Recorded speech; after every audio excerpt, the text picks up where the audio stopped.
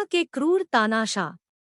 तानाशाही की अवधारणा और सत्ता में बने रहने के लिए बल का प्रयोग और राजनीतिक विरोधियों का व्यवस्थित तरीके से उत्पीड़न प्राचीन रोमन सभ्यता से ही चले आ रहे हैं। लेकिन आधुनिक इतिहास के तानाशाहों ने इसे मानवाधिकारों के गंभीर उल्लंघन और क्रूरता का पर्याय बना दिया। वहीं मानव इतिहास के कुछ सबसे अधिक क्रूर तानाशाहों को सत्ता संभाले बहुत अधिक समय नहीं हुआ है। इस रिपोर्ट में हम आपको बताएंगे आधुनिक इतिहास के 10 सबसे ज्यादा निर्मम और क्रूर तानाशाहों के बारे में। एडोल्फ हिटलर 1889 से 1945। तानाशाहों की बात हो तो सबसे पहले दिमाग में नाम हिटलर का ही आता है। जर्मनी के तानाशाह एडोल्फ हिटलर को 1930 के दशक में सत्ता मिली थी और वह मानव इतिहास में सबसे बड़ी क्रूरताओं के लिए जिम्मेदार था। हिटलर की विदेश नीतियों के चलते द्वितीय विश्व युद्ध की शुरुआत हुई थी, जिसमें 5 से 7 करोड़ लोगों की मौत हुई थी। इसके साथ ही उसने लगभग 1.1 करोड़ लोगों की नस्लीय आधार पर व्यवस्थित हत्या का आदेश दिया, जिनमें से 60 लाख लोग यहूदी थे।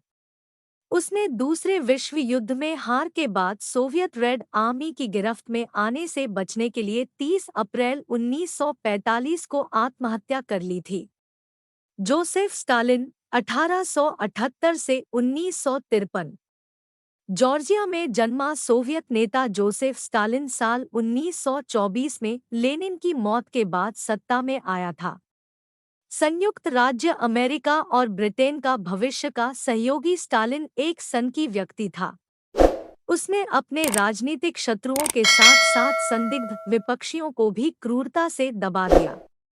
माना जाता है कि स्टालिन के शासनकाल में करीब 1.4 से 2 करोड़ लोगों की मौत दंड श्रम शिविरों गुल्गा में या 1930 के दशक में हुए ग्रेट पर्ज के दौरान हुई थी। इस दौरान लाखों लोग निर्वासित कर दिए गए थे। साल 1936 में 13 रूसी नेताओं पर स्टालिन को मारने का षड्यंत्र रचने का आरोप लगाया गया था और उन्हें मृत्युदंड दिया गया था। पॉल पॉट 1925 से 1998। खमेर रूज का नेता और 1975 से 1979 तक कंबोडिया का तानाशाह रहा। पॉल पॉट आधुनिक इतिहास के सबसे गंभीर नरसंहारों में से एक के लिए सीधे तौर पर जिम्मेदार था। 4 साल तक कंबोडिया की सत्ता संभालने के दौरान करीब 10 लाख लोगों की मौत भूखमरी, जेल में, जबरन श्रम और हत्याओं की वजह से हो गई थी। उसे 1979 में वियतनाम ने सत्ता से बाहर कर दिया था, लेकिन अपने लाल खमेर समर्थकों के साथ उसने थाईलैंड के ग्रामीण इलाकों में काम करना जारी रखा।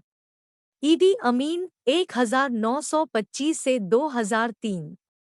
युगांडा का तीसरा राष्ट्रपति ईदी अमीन करीब 2.5 लाख लोगों की मौत के लिए जिम्मेदार था। उसके शासन के आतंक के परिणामस्वरूप इतने लोगों की मौत हुई।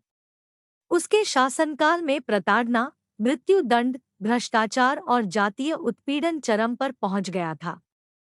वह 1972 से 1979 तक सत्ता में रहा, फिर तंजानिया के खिलाफ हार के बाद देश छोड़कर भाग गया था, जिस पर 1 साल पहले उसने हमला किया था। वह लीबिया में और फिर सऊदी अरब में रहा। साल 2003 में उसकी मौत हो गई थी। ऑगस्टो पिनोशे 1915 से 2006। सैन्य तानाशाह ऑगस्टो पिनोशे चिली में 1973 में हुए तख्तापलट के बाद सत्ता में आया था। पिनोशे करीब 20 साल तक सत्ता में रहा और इस दौरान उसने अपने विरोधियों का बेरहमी से दमन किया। उसके शासनकाल के पहले 3 साल में ही करीब 1 लाख लोग गिरफ्तार किए गए थे। 1990 में पिनोशे के राष्ट्रपति बने रहने पर हुए एक जनमत संग्रह में चिली की जनता ने उसके खिलाफ वोट किया, जिसके चलते उसने राष्ट्रपति पद छोड़ दिया। साल 2000 की शुरुआत में उसे खिलाफ मानवाधिकारों के उल्लंघन के लिए ट्रायल का सामना करना पड़ा था, लेकिन अदालत ने कहा था कि वह ट्रायल के लिए मानसिक रूप से स्वस्थ नहीं है। फ्रांकोइस डुवेलियर 1907 से 1971।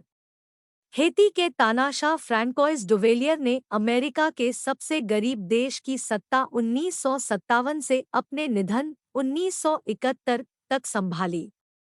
अनुमान लगाया जाता है कि उसके शासन के दौरान हेती में करीब 30,000 लोगों की हत्या कर दी गई थी। वहीं हजारों लोगों को देश छोड़ना पड़ा था। पापा डॉग के नाम से मशहूर रहे डुवेलियर को कई लोग हेती की वर्तमान दशा के लिए जिम्मेदार ठहराते हैं। फ्रैंकोइस के बाद उसके बेटे जॉन क्लॉड डुवेलियर ने सत्ता संभाली, जिसका आतंक 1986 तक चला, जिसके बाद वह खुद निर्वासन में चला गया था।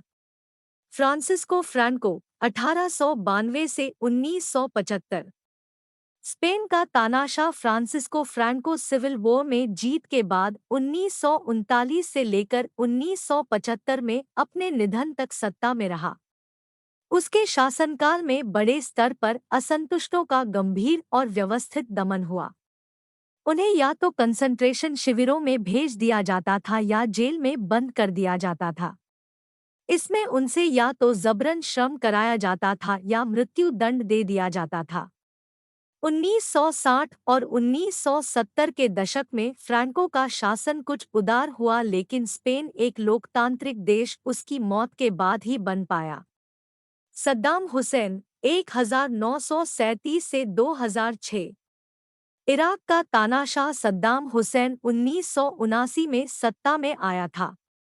उसे करीब 5 से 10 लाख तक लोगों की मौत के लिए जिम्मेदार माना जाता है। इनमें कुर्द समुदाय के लोगों की संख्या करीब 70,000 से 3 लाख तक मानी जाती है।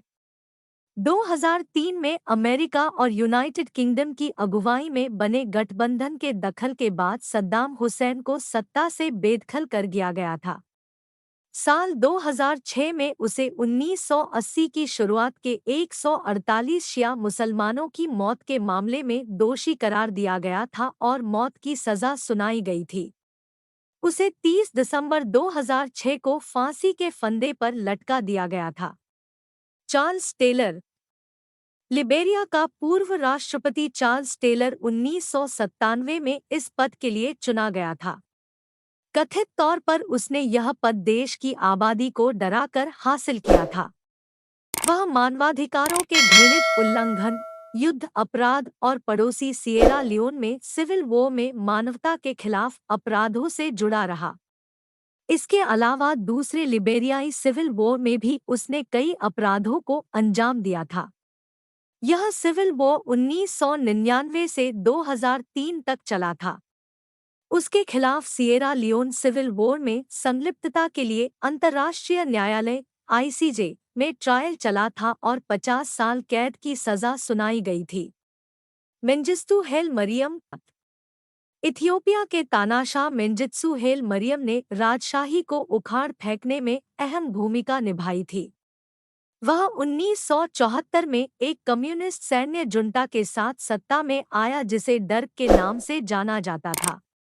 1970 के दशक के अंत के दौर में उसने एक हिंसक अभियान चलाया जिसे इथियोपियन रेड टेरर नाम दिया गया था। इस दौरान करीब 5 लाख लोग मारे गए थे। 1991 में मेंजिस्तु जिम्बाब्वे चला गया था। उसे 2006 में नरसंहार के लिए दोषी ठहराया गया था। फिलहाल वह जिम्बाब्वे में रह रहा है। BNT की खास पेशकश।